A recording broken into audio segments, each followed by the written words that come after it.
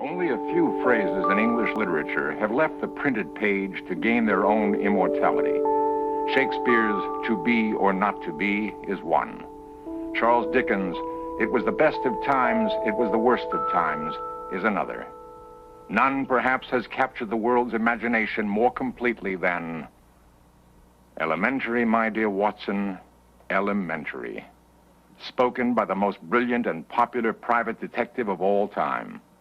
The question is still debated to this day. Who was Sherlock Holmes? Really, Holmes, there's something positively inhuman about you at times. My dear Watson, I never allow my judgment to be biased by personal qualities. While it is common knowledge that Conan Doyle wrote the adventures of Sherlock Holmes, many readers were and still are convinced that this unique detective actually existed. Did he?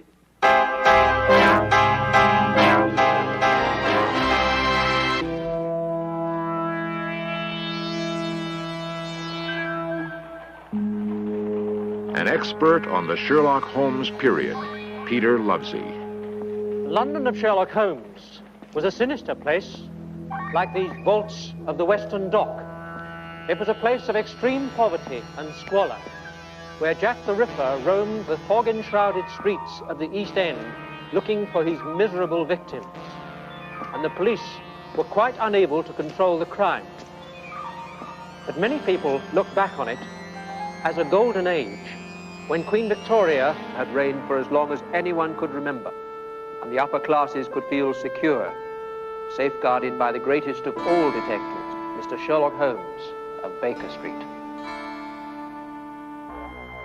The fact of the matter was, in the decade prior to Holmes' appearance in print, the London police had failed to combat the growing crime rate.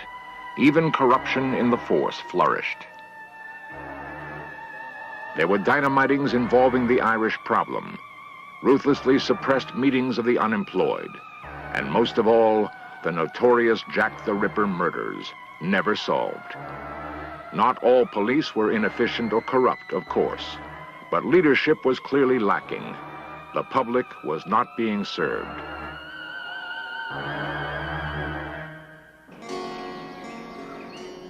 The birth of Sherlock Holmes as a public figure is documented in a rare collection owned by Stanley Mackenzie. The big cornerstone of any Sherlock Holmes collection, and which is the envy of most collectors, is Beeton's Christmas Annual for 1887. In this, A Study in Scarlet was first published. This was the first appearance of the first Sherlock Holmes story. Conan Doyle was paid £25 for the copyright, and he never received another penny. Sherlock Holmes's reputation was enhanced by a play about him written by an American actor, William Gillette. This poster shows Gillette himself in the gas chamber scene in the play. Gillette probably played the part of Holmes more times than any other actor. An 1895 recording preserves his performance. How the deuce did you know my wife was away? Marvelous, marvelous. Elementary, my dear fellow, elementary.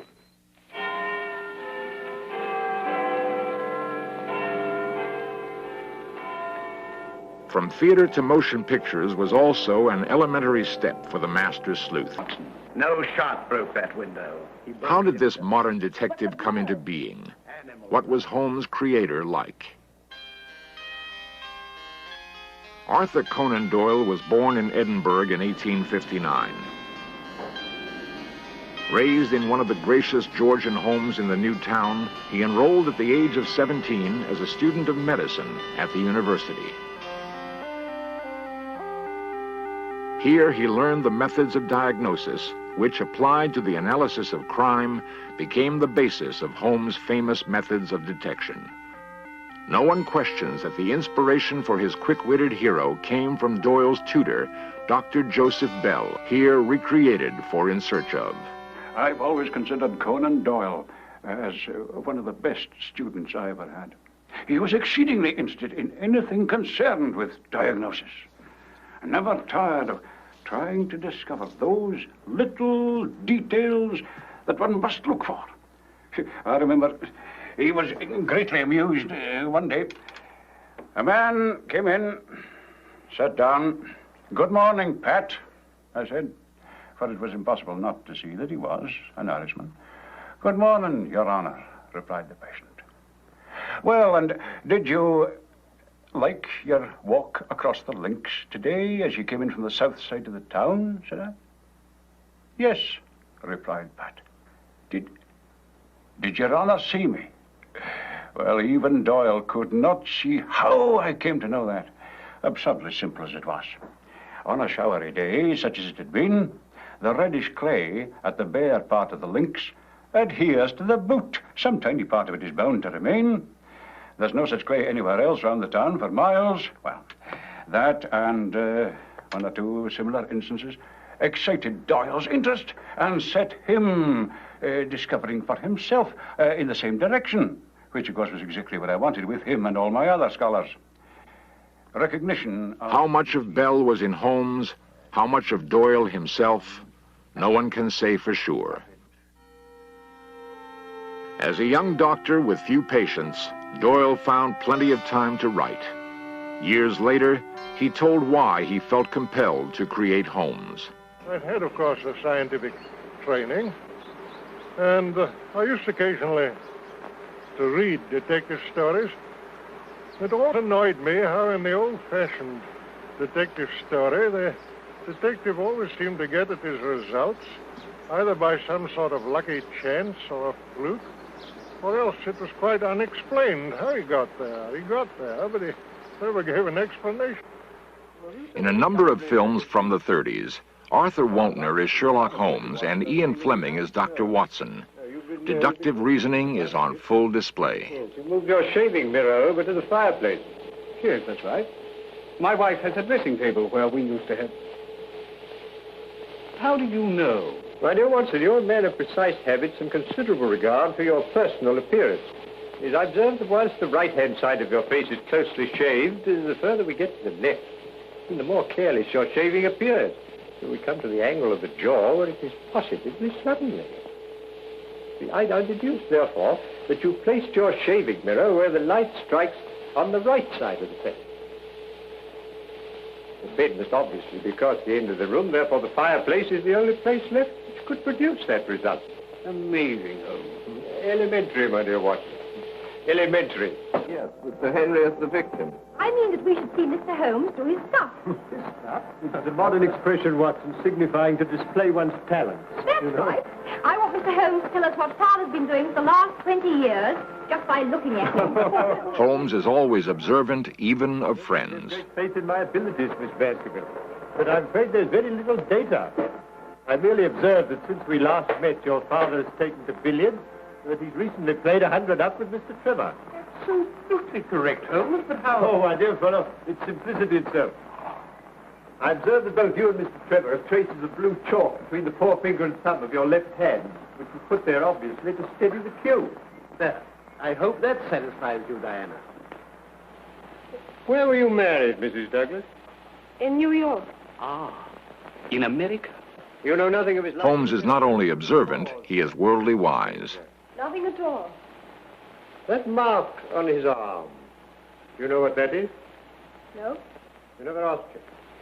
Yes, I did once, but he refused to discuss it. So I never asked again. You've no idea what it is? None whatsoever. Can't you suggest anything?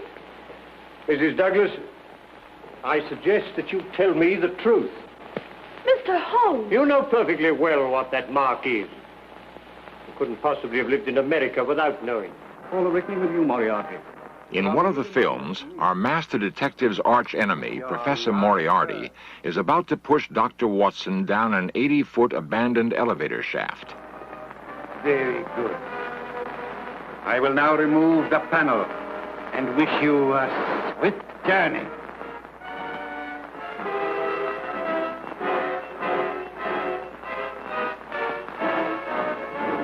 Don't move, any of you. Huh? Except you, my dear Watson, who I'm sure will be more comfortable with us. You must excuse me for trespassing on your private property. I've had the lift put in order again. You clever... No compliments, please. I arrest you, Robert Moriarty. On what charge? Being concerned in the murder of the stable boy, Edward Hunter. Well, it's the most amazing case we've ever solved, Holmes. Elementary, my dear Watson. Elementary. Most criminologists of today will tip their hats in gratitude to the legacy of Holmes and his creator. In fact, a member of the Sherlock Holmes Society is an official of Scotland Yard, Philip Dalton. Mr. Dalton kindly consented to escort us to a very special, exclusive place. Behind a pub on an obscure street near Trafalgar Square, the Society has assembled a stirring tribute to the leading detective of all time.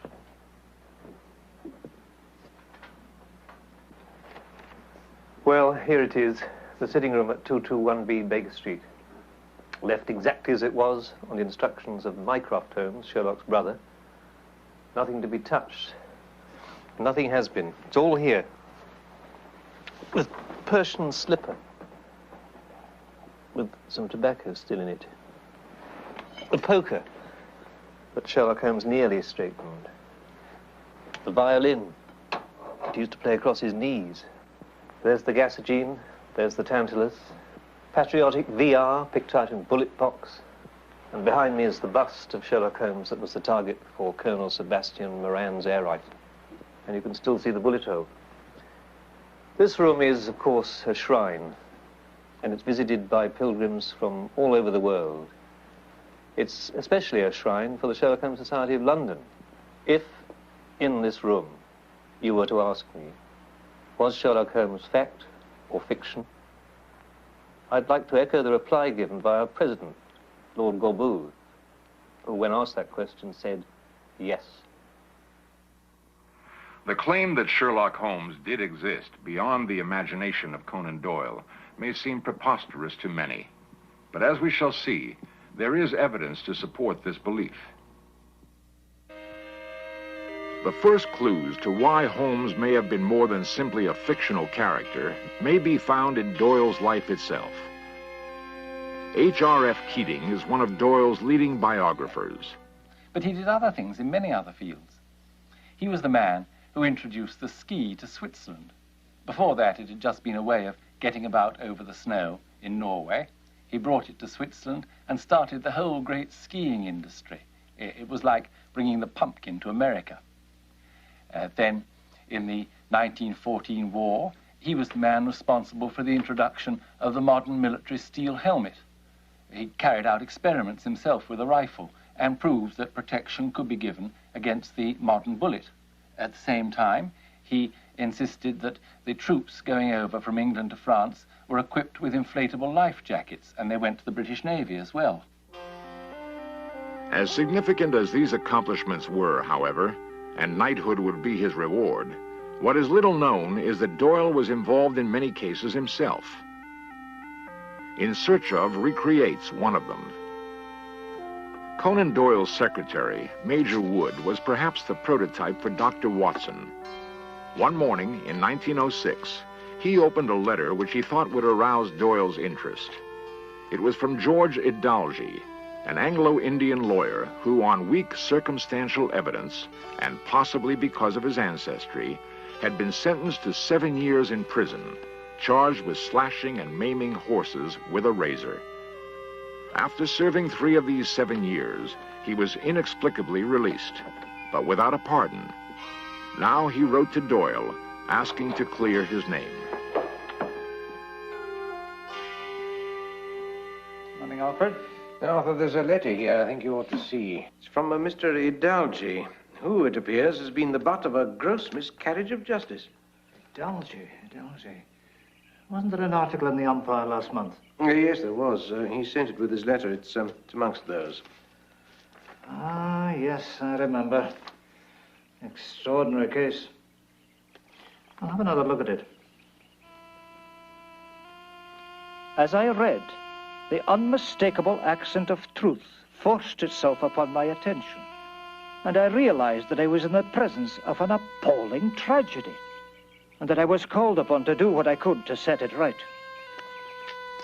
I got other papers in the case, went up to Staffordshire, saw the family, and went over the scene of the crime.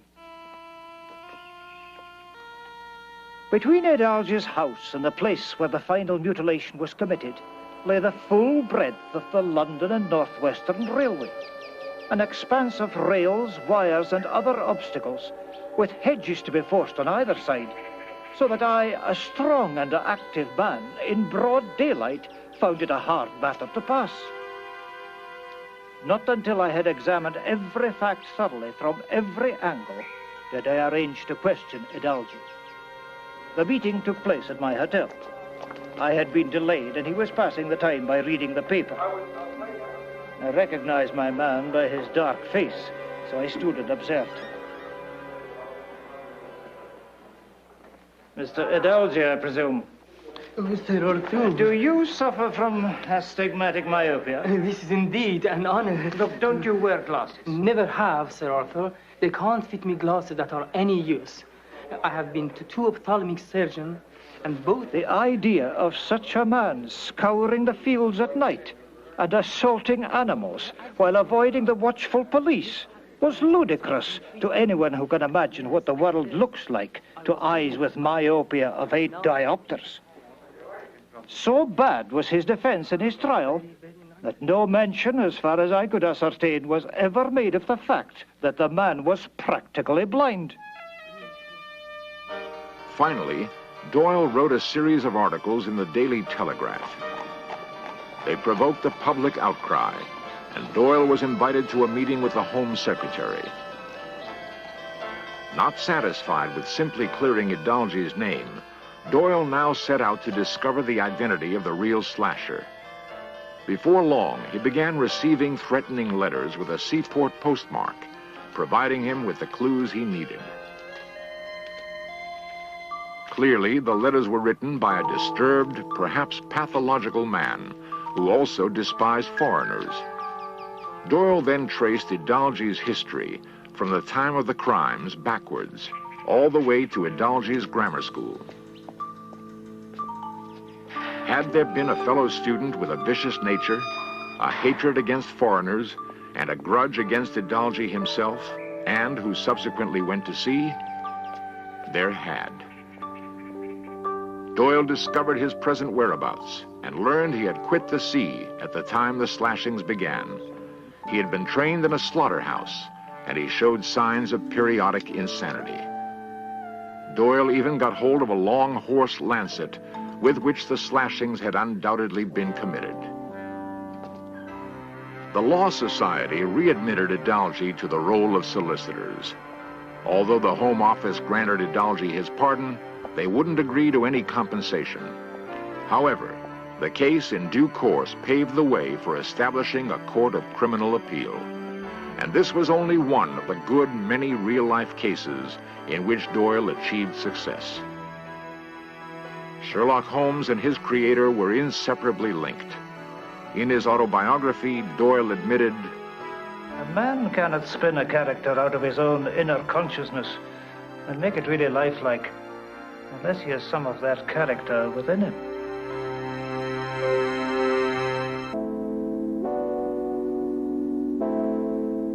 The horse-drawn carriages of 1895 may have disappeared, but the living presence of Sherlock Holmes of Baker Street persists to this day.